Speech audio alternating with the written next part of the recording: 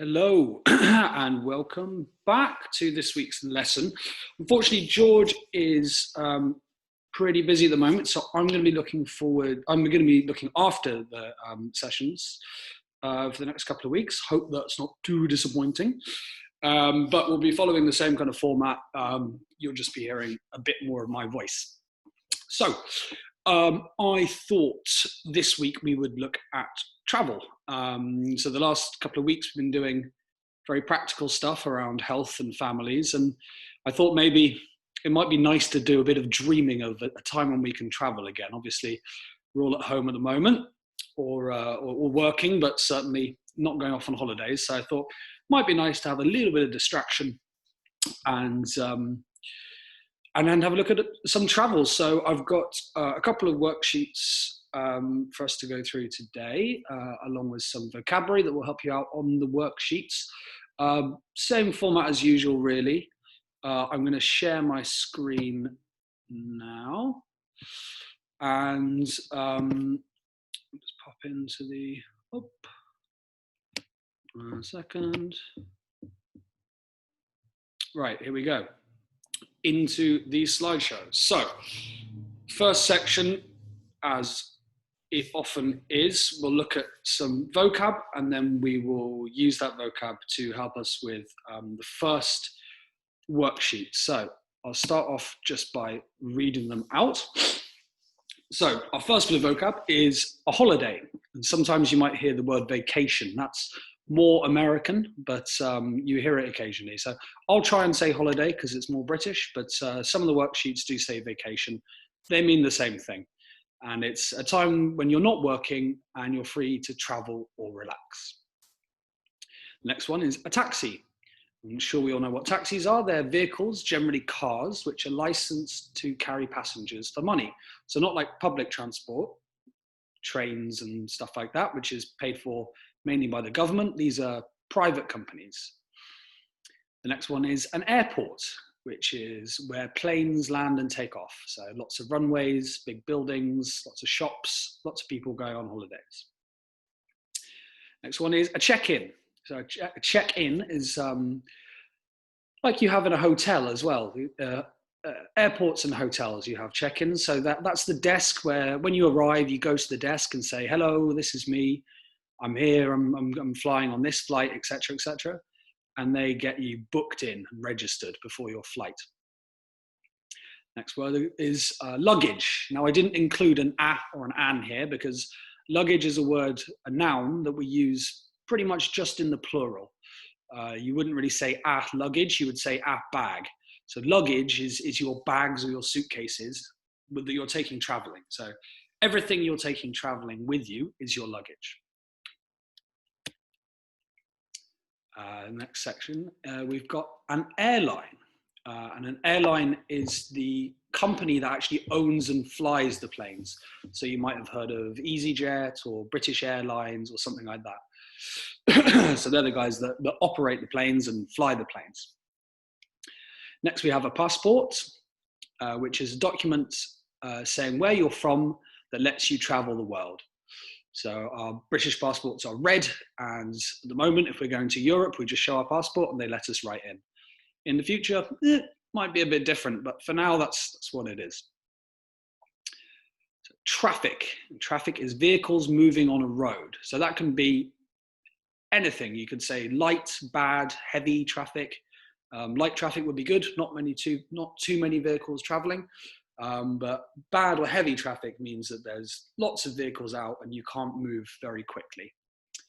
And finally, we have a flight, which is a single journey in an aircraft. So I've got the comprehension up for you here. If it's too small on your screens, then as ever, I'll include links. There's probably going to be, I think there's 4 links today. So the second worksheet is actually on 3 separate pages. And yep, same thing as always. I'll include the links underneath and you can have them on a separate screen if that is helpful. So we'll start off by reading and then I'll move on to the questions and I'll give you a minute or two, or as long as you need to answer them, and we can go through them together. So let's start out by reading together or just listening or whatever it is you want to do. So we've got Martin's vacation, and we remember vacation just means holiday. Martin had a terrible day yesterday.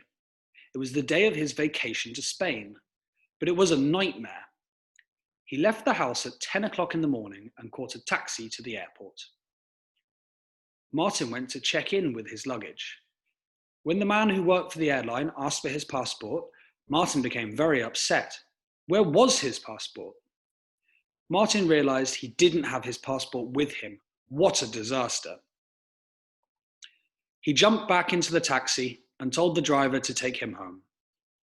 The driver drove quickly, and Martin arrived back at his house in 20 minutes. He ran into the house and went into his bedroom. He found his passport on the bedside table and left the house again, but the taxi wasn't there. Where was the taxi? Martin jumped up and down angrily. I don't believe it. The taxi left, he shouted. He ran down the street and looked for another taxi. After a few minutes, Martin found another taxi and told the driver to take him to the airport as quickly as possible. The traffic on the roads was very bad, and, unfortunately, Martin's taxi arrived at the airport late. His plane left for Spain at 11:30, and Martin missed it. He was very sad and went to speak to the airline. They promised to get him a seat on an evening flight, and Martin went home in another taxi to wait. So here are our true or false questions. Have a read, write down your answers, and when you're ready, we'll go through them together.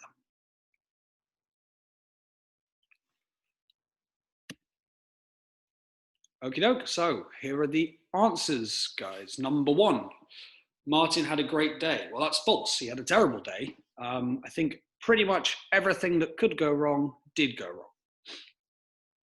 Number two, Martin was going to Spain. This is true, yes, he was going to Spain on holiday or vacation. Number three, he got public transport to the airport. That is false. He got a taxi, which, as we discussed, is it's not public, it's private. Number four, Martin had a nice time at the airport. False. He was upset and angry because he left his passport at home. Number five, Martin got home in 20 minutes. This is true. The traffic apparently wasn't bad, and the driver drove very quickly, and he got home in good time. Number six, he found his passport by his bed. This is true because it was on his bedside table. Number seven, the taxi driver waited for him. Well, this is false because unfortunately the taxi driver left, which seems very silly, but Martin was now in a situation. Number eight, Martin found a taxi quickly. That is true. Thankfully, it only took him a few minutes. Number nine, he made it to the airport in time. False. Unfortunately, even though he found a taxi quickly, there was lots of traffic on the roads, and the taxi arrived late, so he missed his flight. Number 10, he decided to cancel his holiday. False. Luckily, the airline staff were very nice, and they promised to find him a flight in the evening. So he went home to wait until he could get on a plane. So the next 3 pages are there if you want them. How's this going to work? I think for these 3 pages, I've put them here just so you can see what they look like. But actually, you're going to need to move back and forth and look at them and analyze the information, look at the information. So I would recommend for this next worksheet to click on the links I have provided. So what we have here is a piece of information about travel from a travel agent, who are people who organize holidays for you. And then a series of questions over the next 2 pages asking for some information about what it says in the sheet. Now, what I would say about this worksheet is that it does ask you to look quite carefully at all the information that's on the sheet. So read each question very carefully and read the information very carefully, because the answers sometimes are quite specific. So yes, I will now give you a second to read through the sheets, read through the questions, and then if you have a go at the questions as well, and when you're done, unpause the video and we'll go through the answers together like always. So enjoy and take your time.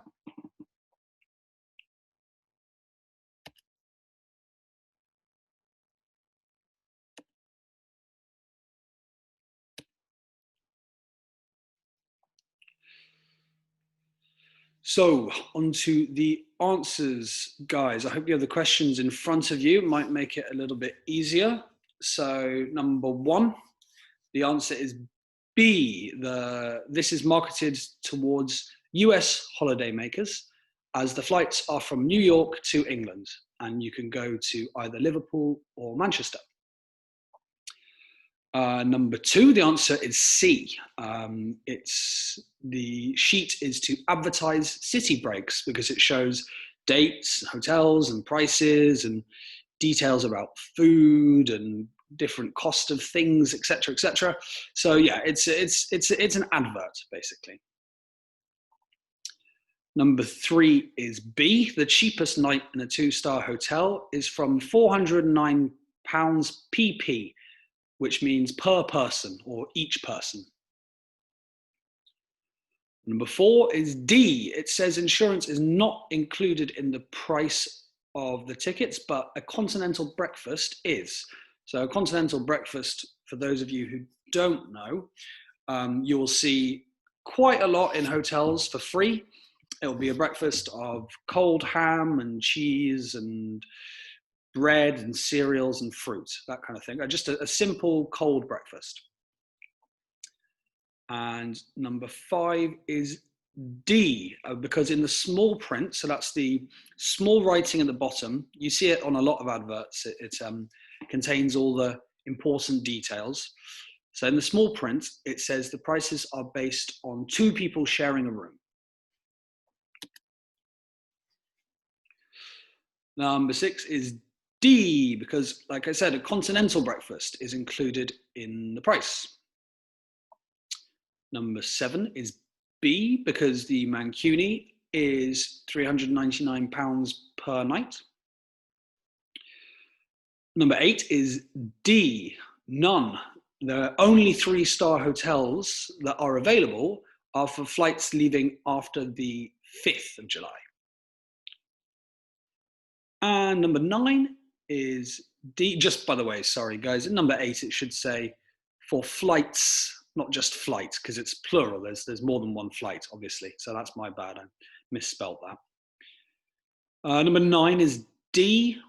So yeah, this is a good example of when this worksheet really makes you look very carefully at the information, because the price of 2 nights is actually £998 for 2 people, because the price of the room is based on 2 people sharing a room, so you need to double the price. So yeah, 2 nights is £499 per person. So double that, £998. And D, sorry, number 10 is D, because there's nothing about discounts for couples. The price of the room, as I said, is based on 2 people sharing. But people staying in a room by themselves may have to pay more, which is called a supplement. It means like an extra bit. Alrighty. So that was, we rattled through those quite quickly. There we go. Right, guys, bit of a light one this week. I hope that's okay. I think that second worksheet was nice and challenging, though. It certainly made me think a little bit. So hope there was some useful stuff in there, guys. Like I said, this will be what it's like going forward. I will be looking after these classes for now. And as I say every week, if you have any questions, do reach out on your N.E.S.T calls. I think the Zoom calls. People willing to help out, answer any questions if you're confused about the situation at the moment or just normal day-to-day stuff. Right, that's me, guys. Have a lovely week and see you next time. Bye-bye.